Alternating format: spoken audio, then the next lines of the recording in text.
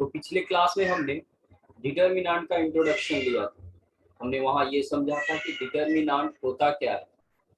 ठीक है, डिटर्मिनेंट एक नंबर है जो कि एक स्क्वायर मैट्रिक्स से एसोसिएटेड रहता है और जिसका प्रयोग हम डिफरेंट डिफरेंट प्लेसेस पे करते हैं। बेसिकली उसका यूज हम लोग सिस्टम ऑफ लीनियर इक्वेशंस को सॉल्व करने के लिए करते हैं। इसके अलावा वेक्टर में cross product of two vectors और dot product cross product mix करके जो आता है यानी वेक्टर ट्रिपल प्रोडक्ट, वहाँ भी हम क्रॉस डिटर्मिनेंट मेथड का प्रयोग करते हैं। स्केलर ट्रिपल प्रोडक्ट होता है, वहाँ भी डिटर्मिनेंट मेथड का यूज करते हैं। इसके अलावा two dimensional three dimensional coordinate geometries में हम लोग डिटर्मिनेंट का प्रयोग करते हैं एंड बहुत सारे ऐसे जगह हैं जहाँ पर हम डिटर्मिनेंट का प्रयोग करते हैं। यहाँ पर हम डिटर्मिनेंट को कैसे इवेल्युएट करते हैं, कैसे वो रिजल्ट फाइंड करते हैं, वो नंबर फाइंड करते हैं, उसी के बारे में सीख रहे हैं। तो आज के क्लास में हम लोग minors and cofactors of a determinant के बारे में जानेंगे और तब जाकर इससे जुड़े हुए कुछ प्रॉब्लम्स को डील करेंगे। तो आते हैं हम लोग minors and cofactors of a determinant, इसके बारे में जानने के लिए आगे बढ़ते हैं। ठीक है, आज के क्लास में हम लोग पढ़ेंगे क्या, minors and cofactors of the elements of a determinant. ये हेडिंग है। किसी डिटर्मिनेंट के एलिमेंट्स के माइनर्स एंड कोफैक्टर्स क्या होते हैं उसकी जानकारी हासिल करें। तो दोनों चीजों को हम एक साथ पैरेलल करके पढ़ेंगे। दैट मीन्स कंपेयर करके पढ़ेंगे कि माइनर्स क्या होते हैं और उनका सिंबॉलिक रिप्रेजेंटेशन क्या होता है, कोफैक्टर्स क्या होते हैं और उनका सिंबॉलिक रिप्रेजेंटेशन क्या होता है, वो देखेंगे। तो सबसे पहले हम लोग ये देखेंगे कि उनका सिंबॉलिक रिप्रेजेंटेशन क्या है। इसके लिए हम एक पार्टीशन दे रहे हैं। पार्टीशन से दो कॉलम्स तैयार हो जाते हैं। एक कॉलम में हम लोग माइनर्स के बारे में पढ़ेंगे और दूसरे कॉलम में हम लोग कोफैक्टर्स के बारे में पढ़ेंगे। तो माइनर्स यहाँ हेडिंग है और कोफैक्टर्स यहाँ हेडिंग है, इस कॉलम में, सेकेंड कॉलम। तो सबसे पहले हम लोग देखेंगे सिंबॉलिक रिप्रेजेंटेशन दोनों के लिए। सिंबॉलिक रिप्रेजेंटेशन दोनों तरफ, सिंबॉलिक रिप्रेजेंटेशन। किसी माइनर को हम लोग सिंबॉलिकली एम आई जे से डिनोट करते हैं। या जो एम आई जे है, कैपिटल एम और नीचे सब स्क्रिप्ट है, उस स्क्रिप्ट में हमने आई और जे दो नंबर्स को इंडिकेट किया है। ये नंबर्स नेचुरल नंबर्स होते हैं, 1 2 3 4। आई और जे दोनों 1 2 3 4 ये होते हैं। ओके, इसे पढ़ते कैसे हैं, ये है minor of a minor of the element. ठीक, माइनर ऑफ द एलिमेंट ए आई जे। इस लाइन को पढ़ने से ये पता चलता है कि माइनर हमेशा किसी एलिमेंट के कॉरेस्पॉन्डिंग फाइंड करते हैं। सिमिलरली यहाँ कोफैक्टर का सिंबॉलिक रिप्रेजेंटेशन देखें तो दो तरह के सिंबल्स यूज किए जाते हैं। पहला है ए आई जे और दूसरा है सी आई जे, दोनों कैपिटल लेटर्स। और इन्हें भी हम लोग कहते हैं cofactor of the element A I J. Element का सिंबॉलिक रिप्रेजेंटेशन हमें पहले से पता है, जो मैट्रिक्स में भी हमें सिखाया गया है। सेम टू सेम यहाँ डिटर्मिनेंट में आता है। ए आई जे एक मेंबर है स्मॉल ए, और उस मेंबर के कॉरेस्पॉन्डिंग को फैक्टर ए आई जे है या सी आई जे। उसी तरह से ए आई जे मेंबर के कॉरेस्पॉन्डिंग माइनर है एम आई जे। ठीक है, माइनर का एक और नाम होता है सब डिटर्मिनांट। जैसे सेट से सबसेट बनाते हैं हम लोग, उसी तरह से डिटर्मिनांट से सब डिटर्मिनांट बनाते हैं, सब डिटर्मिनेंट। ओके, सेट से सबसेट बनाने के लिए क्या करते हैं, दिए गए सेट के कुछ मेंबर्स या सारे मेंबर को लेकर एक नया सेट बनाते हैं। उस नए सेट को ही हम लोग क्या कहते हैं, माइनर सबसेट बोलते हैं। सिमिलरली यहाँ पर दिए गए किसी डिटर्मिनेंट के कॉरेस्पॉन्डिंग हम माइनर को फाइंड करेंगे, लेकिन किस तरह से फाइंड करेंगे वो चीज यहाँ समझना। यहाँ जो ये सिंबल लिखा हुआ है, इस सिंबल में जो आई जे है नंबर्स, उससे जुड़े हुए कुछ इंफॉर्मेशन है। जैसे अगर हमें ये माइनर फाइंड करना है तो हमें दिए गए डिटर्मिनेंट के ith रो को डिलीट करना होता है, यानी एलिमिनेट करना होता है या हाइड करना होता है। हाइड और delete ith row of the given determinant. जो डिटर्मिनेंट हमें दिया गया है उसके ith रो को हमें हाइड करना होता है या हटाना होता है। दोनों में से कोई भी काम करके हम अपना ये माइनर फाइंड कर सकते हो। सिमिलरली जे जो है वो क्या इंफॉर्मेशन दे रहा है, हाइड और डिलीट जेथ कॉलम। ये कॉलम को हाइड करने की बात करता है, जेथ column of the given determinant. ये इंफॉर्मेशन ध्यान में रखेंगे आई और जे के बारे में। ये माइनर से जुड़ा हुआ इंफॉर्मेशन है, यह इंफॉर्मेशन मेंबर से नहीं जुड़ा हुआ होता। यहाँ जो आई जे लिखा हुआ है इसका मतलब हमें उस रो और उस कॉलम के मेंबर को लिखना होता है, यानी उसके बारे में जानना होता है। जबकि यहाँ आई जे इंफॉर्मेशन देता है कि इस रो और कॉलम ith रो और jth कॉलम को हाइड कर दीजिए, और जो बचे हुए मेंबर्स हैं उनसे एक डिटर्मिनेंट बनाइए जिसे सब डिटर्मिनेंट कहेंगे, वही माइनर कहलाएगा। जबकि कोफैक्टर फाइंड करने के लिए एक फॉर्मूला होता है जो कि माइनर से ही जुड़ा हुआ रहता है। कोफैक्टर में भी सेम इंफॉर्मेशन है, आई और जे। यहाँ आई उसी तरह से हाइड करना है, हाइड द ith रो, और यहाँ जे बता रहा है हाइड द jth कॉलम। तो यहाँ भी सेम इंफॉर्मेशन है आई और जे को लेकर के। ठीक है, अभी आगे हम लोग कुछ और चीजों को नोट करेंगे, कुछ एग्जांपल्स भी देखेंगे, तब चीजें हमें और ढंग से और क्लियरली समझ में आएंगी। तो नेक्स्ट पेज पर हम इंफॉर्मेशन और कलेक्ट करेंगे, ओके, माइनर्स और कोफैक्टर्स के बारे में। चलिए आगे बढ़ते हैं। फिर से पार्टीशन दे रहे हैं, और इस पार्टीशन के दोनों तरफ जो नाम पहले लिखे गए थे, जैसे पहले माइनर्स के बारे में हम जानेंगे और उसके बाद कोफैक्टर्स के बारे में, सेम इंफॉर्मेशन यहां भी। ओके, जैसे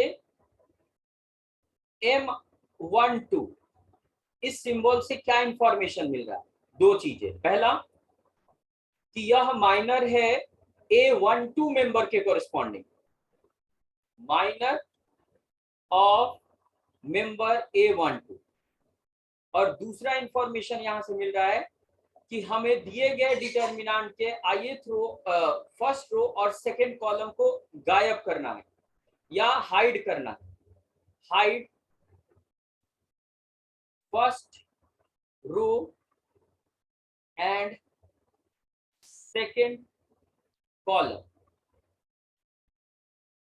और उसके बाद माइनर को फाइंड कर लेना। एग्जाम्पल हमें मिलेगा, हम वहां देखेंगे कैसे ये फाइंड किया जाता है। अभी सिंबल को हम ध्यान से समझ लें। यहाँ भी मान लो कि A12 है, तो इससे क्या क्या इंफॉर्मेशन मिल रहा है? तो कोफैक्टर, ये सिंबल कोफैक्टर के लिए ऑफ द एलिमेंट A12, और दूसरा इंफॉर्मेशन हाइड करना है first row and second column, और बचे हुए मेंबर्स, जो डिटर्मिनेंट के मेंबर्स बचे हुए हैं, उससे हमें कोफैक्टर मिल जाता है ऑफ द गिवन डिटर्मिनेंट। यहां लिख लें, यहां भी of the given determinant.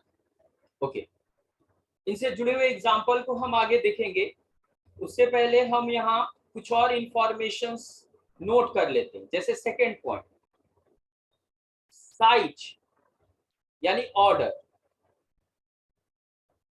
Of A minor.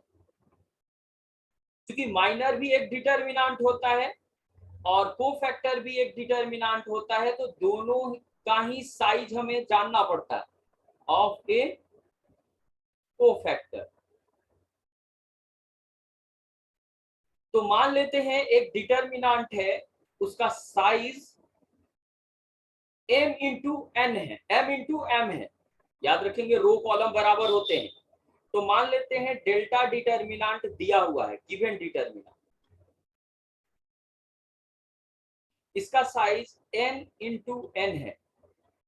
तो इसके कॉरेस्पॉन्डिंग कोई माइनर लेते हैं, मान लो m i j माइनर है, तो इसका साइज जो होगा यानी ऑर्डर दिए गए डिटर्मिनेंट के साइज से एक कम होगा, यानी रो में भी एक घट जाएगा और कॉलम में भी एक घट जाएगा। क्योंकि देखो ऊपर लिखवाया गया है एक रो और एक कॉलम को हाइड कर देना है, वो कोई भी रो कोई भी कॉलम हो सकता है, और इस कारण से हमारे माइनर का साइज दिए गए डिटर्मिनेंट के साइज से एक कम हो जाता है। सेम इंफॉर्मेशन यहाँ है, अगर ये दिया हुआ डिटर्मिनेंट है तो इसके कॉरेस्पॉन्डिंग कोफैक्टर ए आई जे का ऑर्डर जो होगा वह एक कम हो जाएगा, n-1 इंटू n-1। ये हो गया। तीसरा पॉइंट, ये बहुत इंपॉर्टेंट है, नंबर ऑफ माइनर्स कितने होंगे। हम किसी दिए गए डिटर्मिनेंट के कॉरेस्पॉन्डिंगली कितने माइनर्स फाइंड कर सकते हैं। तो नंबर ऑफ माइनर्स, तो याद रखेंगे number of minors number of members of the given determinant के इक्वल होता है, number of elements of the given determinant. Similarly third point यहां, नंबर ऑफ कोफैक्टर्स, ये भी इक्वल होता है number of elements of the given determinant.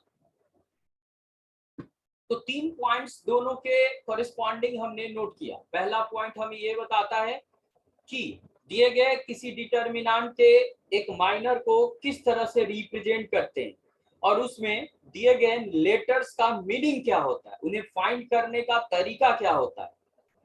Minor और cofactor दोनों में देखा, जबकि सेकेंड पेज पर हमने नोट किया कि किसी माइनर का साइज क्या होगा और कोफैक्टर का साइज क्या होगा।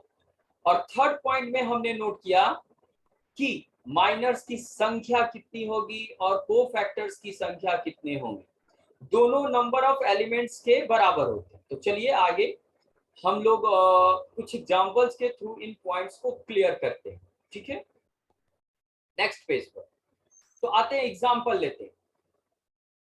मान लेते हैं हमें एक डिटर्मिनेंट दे रखा है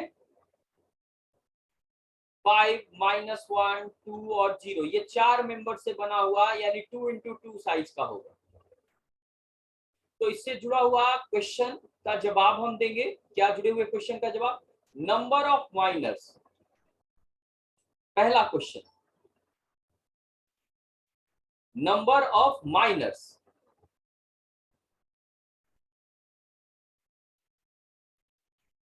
तो हमने अभी कहा कि इस डिटर्मिनेंट में जितने मेंबर्स होंगे उतने माइनर्स होंगे।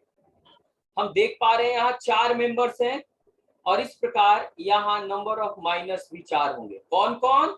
तो देख लीजिए कॉरेस्पॉन्डिंगली। पहले मेंबर के लिए कॉरेस्पॉन्डिंग, जैसे 5 पहला member first row first column का है, तो उसके corresponding member M11 first row first column के कॉरेस्पॉन्डिंग, ये माइनर हो गया। दूसरा मेंबर -1 के लिए, यह होगा फर्स्ट रो सेकेंड कॉलम, तो M12। तीसरा माइनर 2 के लिए, second row first column M21, और चौथा minor second row second column वाले एलिमेंट 0 के लिए। ये 4 माइनर्स आ गए। फिर से नंबर ऑफ कोफैक्टर्स, यहां भी 4 होंगे। एग्जाम्पल के तौर पे वही पहले मेंबर यानी फर्स्ट रो फर्स्ट कॉलम का मेंबर 5 के लिए cofactor A11, first row second column का मेंबर -1 के लिए cofactor M12 first row second column के कॉरेस्पॉन्डिंग। थर्ड मेंबर 2 के लिए, जो कि सेकेंड रो फर्स्ट कॉलम में है, उसका कोफैक्टर A21, एंड 0 के लिए कोफैक्टर A22 हो। तो हमने इस एग्जांपल में नंबर ऑफ माइनर्स देखा, और कौन कौन माइनर्स हैं और कोफैक्टर्स हैं, उनका सिंबॉलिक रिप्रेजेंटेशन भी देखा। इन्हें कैसे पता करेंगे ये अभी हम देखेंगे नेक्स्ट पेज पर। पहले एक और एग्जांपल लेते हैं थर्ड ऑर्डर डिटर्मिनेंट के लिए। मान लेते हैं हमारे पास थर्ड ऑर्डर डिटर्मिनेंट है, जिसके मेंबर्स यहाँ लिख रहे हैं 2 1 3 3 2 -4। ये रहा डिटर्मिनेंट, ये 3 इंटू 3 साइज का है। तो फिर से वही नंबर ऑफ माइनर्स कितने हैं यहाँ? तो पिछले पेज पर आप जाइए, वहां आपको बताया गया है थर्ड पॉइंट में कि नंबर ऑफ माइनर्स कितने होते हैं, जितने की मेंबर्स होते हैं, और नंबर ऑफ कोफैक्टर्स भी कितने होते हैं, जितने की मेंबर्स होते हैं। उसी बेसिस पर हम यहाँ प्रॉब्लम्स का जवाब दे रहे हैं, क्वेश्चन का जवाब दे रहे हैं, सोल्यूशन दे रहे हैं। नंबर ऑफ माइनर्स गिन लीजिए कितने मेंबर्स हैं? 9 मेंबर्स हैं। तो 9 माइनर्स बनेंगे। कौन कौन? M11, ये पहला मेंबर -1 के लिए, M12 ये दूसरे मेंबर 0 के लिए, M13 ये तीसरे मेंबर 1 के लिए, फर्स्ट रो के तीनों मेंबर के लिए। अब सेकेंड रो के तीनों मेंबर के लिए M21, M22 और M23, और थर्ड रो के तीनों मेंबर के लिए M31, M32 और M33। इस तरह से हमें 9 माइनर्स दिख रहे हैं यहाँ। वैल्यू अभी नहीं बताए हैं, वैल्यू अभी नेक्स्ट पेज पर बताएंगे। नंबर ऑफ कोफैक्टर्स,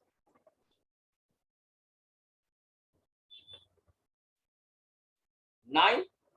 सिंबॉलिकली कैसे लिखेंगे? कौन कौन जो माइनर्स में लिखे हैं वही A11, A12, A13 ये फर्स्ट रो के लिए, A21, A22, A23 ये सेकेंड रो के मेंबर्स के लिए, और A31, A32 और A33 ये थर्ड रो के मेंबर्स के लिए।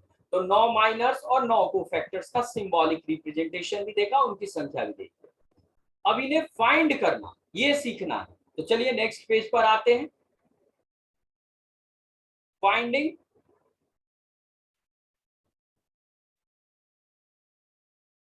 माइनर्स एंड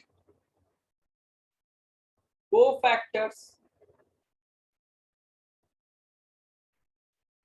पहले सेकेंड ऑर्डर डिटर्मिनेंट एक लेते हैं और उसके माइनर्स और कोफैक्टर को लिखते हैं। एग्जांपल है, सपोज एक सेकेंड ऑर्डर डिटर्मिनेंट है हमारे पास यहाँ 2, -3, 1 और 0। सबसे पहले इनके माइनर्स को लिखेंगे। एक एग्जांपल थोड़ा डिटेल करके बता रहे हैं, जैसे M11, सॉरी M11, ये क्या है? Minor of member. कौन से मेंबर का ये माइनर है? तो फर्स्ट रो फर्स्ट कॉलम के मेंबर का माइनर है, जो यहाँ लिखा हुआ 2, ये 2 का माइनर है। तो 2 का माइनर कौन क्या होगा आंसर? तो मैंने अभी पीछे समझाया आपको कि यहाँ जो नंबर 11 लिखा हुआ है M के साथ सबस्क्रिप्ट, इसमें पहले 1 का मतलब है कि आपको हाइड कर देना है फर्स्ट रो को। 1 लिखा है तो फर्स्ट रो, दिए गए डिटर्मिनेंट में फर्स्ट रो ये हुआ, इसको हाइड कर दीजिए। और दूसरे 1 का मतलब है हाइड कर दीजिए फर्स्ट कॉलम को, यानी ये रहा फर्स्ट कॉलम, इन दोनों को हाइड कर दें, यानी 2 - 3 हाइड हो जाएगा और इधर 1 हाइड हो जाएगा, 2 1। तो बच क्या रहा है? 0। यही होगा माइनर, ये माइनर होगा। अभी कोफैक्टर नहीं निकाले, कोफैक्टर निकालने के लिए एक फॉर्मूला पढ़ेंगे और तब जाकर कोफैक्टर पता करेंगे। पहले माइनर देखें, सारे माइनर। सिमिलरली दूसरा माइनर होगा M12। M12 माइनर निकालना चाहते हैं हम, तो यह किसका माइनर है? फर्स्ट रो सेकेंड कॉलम के मेंबर का minor of the member first row second column, first row second column, ये -3 का माइनर है। और कैसे पता करेंगे? फर्स्ट रो को हटाइए, फर्स्ट रो 2 और -3, और सेकेंड कॉलम -3 और 0, 2 - 3 0, ये हट जाएगा तो बचा क्या? 1। ये रहा दूसरा माइनर, दूसरा माइनर हो गया। तीसरा माइनर कौन होगा? तीसरा माइनर तीसरे मेंबर के लिए होगा हमारा, और वो है M21। ये थर्ड मेंबर के लिए, जिसका एड्रेस लिखा जाता है और उसी एड्रेस के कॉरेस्पॉन्डिंग रो कॉलम को गायब करके या हाइड करके माइनर को फाइंड किया जाता है। यह माइनर 1 के लिए है, 1 का माइनर कहलाएगा। इसमें सेकेंड रो और फर्स्ट कॉलम को हाइड करना है। सेकेंड रो 1 0 वाला है और फर्स्ट कॉलम 2 1 वाला है, इनको हाइड कीजिए, ये 3 नंबर हाइड हो जाएंगे, 2 1 0, तो बचेगा -3, वो रहा माइनर। और लास्ट माइनर M22 होगा, जो मेंबर जिस एड्रेस पे होते हैं उसी एड्रेस के कॉरेस्पॉन्डिंग माइनर का सिंबल हम लोग तैयार करते हैं, बनाते हैं। उसके बाद जब माइनर को फाइंड करना होता है तो जो एड्रेस यहाँ लिखे हुए रहते हैं, आप लिखते हैं, उस एड्रेस के रो कॉलम को आपको हाइड कर देना है, जिससे बचा हुआ जो नंबर होगा वो माइनर कहलाएगा। जैसे यहाँ सेकेंड रो और सेकेंड कॉलम हाइड करेंगे, सेकेंड रो सेकेंड कॉलम ये 0 के कॉरेस्पॉन्डिंग आ रहा है, तो सेकेंड रो ये हो गया, सेकेंड कॉलम ये हो गया, तो बचा 2, ये 2 हो गया माइनर। तो इस प्रकार हम माइनर फाइंड कर लेते हैं। चलिए एक थर्ड ऑर्डर डिटर्मिनेंट के माइनर को फाइंड करेंगे। ये एग्जांपल देखना आपके लिए जरूरी है, कैसे फाइंड करते हैं। ओके, नेक्स्ट पेज पर एग्जांपल है एक थर्ड ऑर्डर का डिटर्मिनेंट, 2 0 -1, ये फर्स्ट रो मेंबर्स, 1 3 -2 ये, और 2 0 4 ये थर्ड रो का मेंबर। अभी अभी आपको समझाया गया है कि जितने मेंबर्स होते हैं उतने माइनर्स मिलते हैं। इसके 9 माइनर्स मिलेंगे।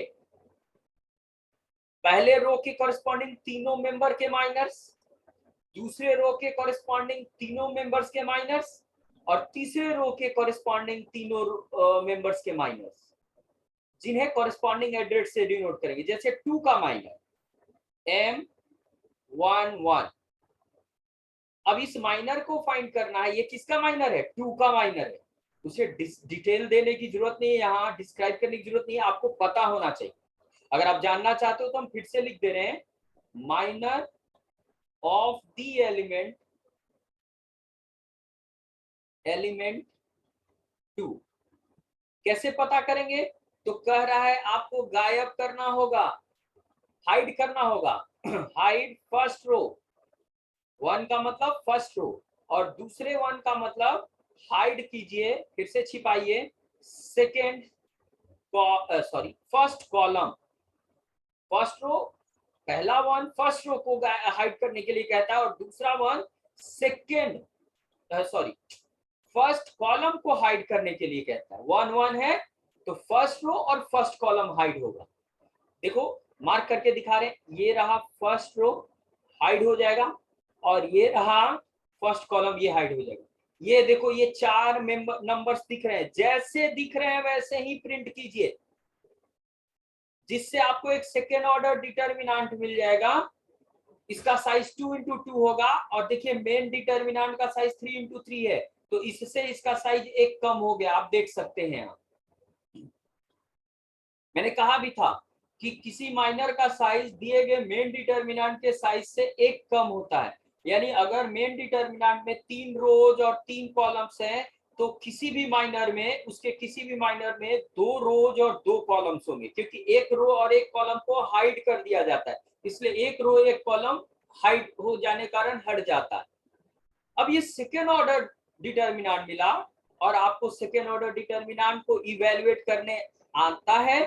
आप जानते हैं कैसे इवेल्युएट करते, उसे इवेल्युएट करके लिखना होगा 3 इंटू 4 माइनस 0 इंटू -2। कैलकुलेट कीजिए, ये 12 माइनस 0, 0 नहीं लिखेंगे, ये रहा आंसर। ये पहला माइनर। अब चलिए नेक्स्ट माइनर फाइंड करते हैं। पहले ये M11 हो गया, M12 फाइंड किया जाए। 1 2 का मतलब फर्स्ट रो और सेकेंड कॉलम के एलिमेंट का माइनर, ये रहा 0 का माइनर है। ये कैसे फाइंड करेंगे? तो इसमें फर्स्ट रो हटाएंगे, हाइड करेंगे। ये पहला 1 जो है वो रो को हाइड करने के लिए कहता है, और दूसरा नंबर 2 कॉलम को हाइड करने के लिए कहता है। तो 1 का मतलब फर्स्ट रो हाइड करेंगे, यानी 2 0 -1, और 2 माने सेकेंड कॉलम हाइड करेंगे, यानी 0 3 0, जिसके कारण इधर बच जाएगा आपका 1 2, वो लिखाएगा, और इधर बच जाएगा -2 4, वो लिखाएगा। जो जैसे बच रहा है वैसे लिख देना, और सेकेंड ऑर्डर डिटर्मिनेंट मिला, कैलकुलेट कीजिए। 1 4 का प्रोडक्ट 4 -2, और -2 का प्रोडक्ट -4, और इसे कैलकुलेट करेंगे 8 आ जाएगा। चलिए तीसरा माइनर थोड़ा सा प्रैक्टिस कर लेते हैं।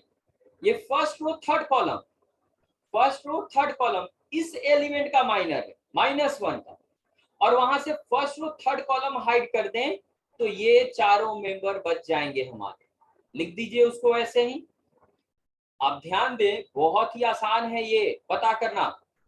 केवल सिंबल में जो नंबर्स हैं एड्रेस में लिखे हुए, उनके मीनिंग को समझना है कि वो हमें हाइड करने की बात कहते हैं, वो हाइड करके अपना काम करते हैं। चलिए इसे कैलकुलेट करते हैं। 1 0 का प्रोडक्ट 0, और 3 2 का प्रोडक्ट 6, ये -6 आया। ये फर्स्ट रो के मेंबर के माइनर्स हो गए, फर्स्ट रो के मेंबर्स के। अब सेकेंड रो के मेंबर्स के लिए सेकेंड रो फर्स्ट कॉलम, ये 1 का माइनर होगा। Second row first column hide कीजिए, second row first column, second row first column, ऊपर बच रहा है 0 -1, और नीचे बच रहा है 0 और 4। इसे कैलकुलेट कीजिए, कैलकुलेट कीजिए क्रॉस गुना करके, 0 -0 जो कि 0 होगा। Next minor M22, total 9 miners मिलेंगे। 2 2 माने सेकेंड रो सेकेंड कॉलम, यानी 3 का minor. Second row second column hide करेंगे तो चारों कॉर्नर्स के मेंबर्स बचेंगे, तो उसी रूप में लिख देंगे 2 -1 2 एंड 4, और कैलकुलेट करेंगे 4 इंटू 2 8, और -2 इंटू -1 -2। ठीक है, कैलकुलेट कीजिए, ये रहा 10। अभी एक और माइनर इस रो में है, सेकेंड रो थर्ड कॉलम का, यानी इस बार second row third column hide करना है। Second row third column, second row third column, ऊपर बच रहा है, मिल रहा है 2 0 और नीचे 2 0। कैलकुलेट कीजिए क्रॉस गुना करके, 0 माइनस 0 ये भी 0 रहा। अब थर्ड रो के मेंबर्स के लिए माइनस, जैसे थर्ड रो फर्स्ट कॉलम यानी 2 का माइनर, उसके रो कॉलम को गायब कीजिए, third row first column, third row first column, ये चारों बचेंगे। कौन कौन लिख रहे हैं यहाँ, 0 माइनस 1 3 माइनस 2। क्रॉस गुना कीजिए, 0 माइनस 2 0 और 3 माइनस 1 माइनस 3 होगा, रिजल्ट +3। इसी तरह से M32 और M33 फाइंड कर लेंगे, टोटल 9 माइनर्स आपको मिल जाएंगे। तो अभी हमने क्या क्या पढ़ा, ये थर्ड ऑर्डर डिटर्मिनेंट के 9 मेंबर्स के कॉरेस्पॉन्डिंग सारे माइनर्स को निकालना सीखा। पिछले पेज पर सेकेंड ऑर्डर डिटर्मिनेंट के 4 मेंबर्स के कॉरेस्पॉन्डिंग ये 4 माइनर्स निकालना सीखा। उसके पहले 2 एग्जांपल्स में हमने माइनर्स की संख्या और उनका सिंबल, कोफैक्टर्स की संख्या और उसका सिंबल क्या है वो जाना। इससे पहले हमने बताया आपको पहले पेज पर माइनर्स और कोफैक्टर का सिंबॉलिक रिप्रेजेंटेशन क्या है, उसका मीनिंग क्या है, वो सारा चीज। सेकेंड पेज पर 2 और पॉइंट्स नोट किए गए हैं कि किसी माइनर का ऑर्डर क्या है, कोफैक्टर का ऑर्डर क्या है, क्योंकि ये भी डिटर्मिनेंट ही होते हैं, उनकी संख्याएं कितनी होती है थर्ड पॉइंट में बताया गया। तो ये सारी चीजें अभी बताई मैंने। अब हमें यहाँ कोफैक्टर्स की जानकारी रखनी है। पता करने के लिए क्या तरीका है, तो जरा ध्यान से देखें। कोफैक्टर, इसका सिंबॉलिक रिप्रेजेंटेशन AIJ होता है और इसे पता करने के लिए ये फॉर्मूला यूज करते हैं हम लोग, -1 to the whole power I plus J. यह I और J एड्रेस के नंबर्स हैं, जो एड्रेस में यहाँ लिखा हुआ है वही नंबर्स है, इनटू माइनर MIJ। ये रहा कोफैक्टर फाइंड करने का फॉर्मूला, जिसे और सिंप्लीफाई करेंगे हम लोग। कैसे, इस चिन्ह को कैलकुलेट करेंगे। याद रखें -1 एक साइन है बस, या तो ये प्लस होगा या माइनस होगा, जो डिपेंड करेगा ये ऊपर वाले नंबर पे, टोटल I प्लस जे पर। चलिए हम दिखा रहे हैं एग्जांपल के थ्रू। मान लो हमारे पास A11 कोफैक्टर लिखने के लिए ये दिया गया हमें, तो इस फॉर्मूला के अनुसार लिख दीजिए, -1 के पावर I का वैल्यू 1, J का वैल्यू 1 और माइनर में M11। ये देखिए ऊपर क्या आया, 1 + 1 2 और माइनर M11। 2 क्या है पहचानिए, यह एक इवन नेचुरल नंबर है और इवन होने के कारण ये बन जाएगा प्लस, तो बचेगा M11, यानी A11 कोफैक्टर M11 माइनर के ही बराबर होता है, यानी हमारा कोफैक्टर माइनर से ही मिलता है। नेक्स्ट एग्जांपल देखें जरा। एग्जांपल A12 कोफैक्टर लिखा जाए तो फॉर्मूला से -1 to the whole power I का वैल्यू 1, J का वैल्यू 2 और कोफैक्ट माइनर में I का वैल्यू 1, J का वैल्यू 2 रखा जाए। जरा देखिए यहाँ 1 और 2 हो गया 3, तो माइनर है 1 to M12 और ये 3 क्या है, ऑड नेचुरल नंबर, इसके कारण ये माइनस रह जाएगा और M12 हो गया। तो कहीं कोफैक्टर सीधे सीधे माइनर के बराबर होता है, जैसे पहला एग्जांपल, और कहीं कोफैक्टर माइनर के साइन को चेंज करके आता है, मतलब माइनस से गुना करके आता है। कब होता है, तो उसकी पहचान यहाँ है, जब I प्लस जे इवन हो तो ये प्लस बन जाता है। उसी बेसिस पे हम यहाँ लिखने जा रहे हैं, यानी AIJ सीधे MIJ के बराबर होगा अगर if I plus J is even natural number. लेकिन आप देख सकते हैं यहाँ ऑड रहने पर -1 क्या रह जाता है, माइनस ही रह जाता है, ये आपको पता है। तो यहाँ -MIJ के बराबर हो जाएगा कोफैक्टर हमारा, कब, कंडीशन है कि I प्लस जे का वैल्यू ऑड हो, ऑड नेचुरल नंबर, और इसके कारण हम यहाँ माइनस लिखते हैं। तो इस तरह से कोफैक्टर को पता किया जाता है। पता करना बड़ा आसान है, तो ध्यान से इस बात को देख ले, समझ ले। नेक्स्ट पेज पर हम कोफैक्टर फाइंड करने जा रहे हैं। आते हैं। यहां पर एग्जाम्पल है, एक डिटर्मिनेंट दिया हुआ है, मेंबर से 2, -3, 4 और 1। 4 मेंबर से 4 कोफैक्टर्स मिलेंगे। चलिए पहला कोफैक्टर लिखा जाए, A11। तो देख लो ये क्या है, A11 है, दोनों को जोड़ो, 2 आया। 2 क्या होता है, इवन, तो सीधे प्लस लिख के चलिए। और माइनर M11, अब माइनर निकालने तो आता ही आपको, अभी अभी सीखा कैसे निकालते हैं। फर्स्ट रो फर्स्ट कॉलम गायब करके, फर्स्ट रो फर्स्ट कॉलम गायब कर देंगे तो 1 बचेगा, ये रहा माइनर, ये हो गया। अब A12 माइनर निकाला जाए सेकेंड मेंबर के लिए। यहां देख लीजिए 1 और 2 को ऐड कीजिए, मिला 3, जो कि क्या है, ऑड है। ऑड रहने पर माइनस और कॉरेस्पॉन्डिंग माइनर, ये रहा। माइनर को निकालिए, first row second column, minus चिन्ह को लिखेंगे और first row second column eliminate करके, हाइड करके लिखेंगे तो 4, ये रहा दूसरा कोफैक्टर। तीसरा A21 second row first column, यहां फिर से जोड़िए, ये 3 आएगा जो कि ऑड होगा, तो इसका मतलब माइनस लिखना है और 21, यानी सेकेंड रो फर्स्ट कॉलम गायब करेंगे, सेकेंड रो फर्स्ट कॉलम, -3 बचेगा तो -3 + 3, और लास्ट कोफैक्टर A22। इससे हमें क्या मिलेगा, 2 2 4 होता है, इवन है, तो M22, second row second column गायब करेंगे 2, आंसर। ये रहा चारों cofactor.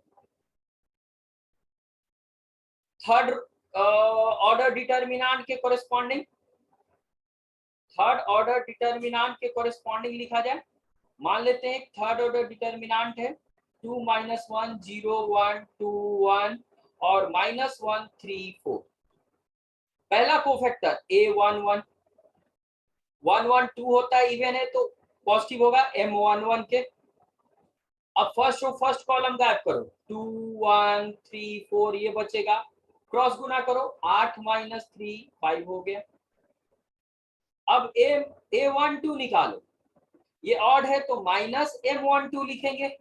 First row first column गायब, सेकेंड कॉलम गायब कीजिए, फर्स्ट रो सेकेंड कॉलम, इधर बचेगा 1 - 1, इधर 1 4, क्रॉस गुना कीजिए, बाहर माइनस है, माइनस लिखेंगे और ब्रैकेट में लिखेंगे 1 × 4 4 -1, ये 5 हो जाएगा अंदर और माइनस हो जाएगा 5। इस प्रकार हम कोफैक्टर फाइंड कर सकते हैं। ओके, तो नेक्स्ट पेज पर नेक्स्ट क्लास में हम आगे देखेंगे। ओके।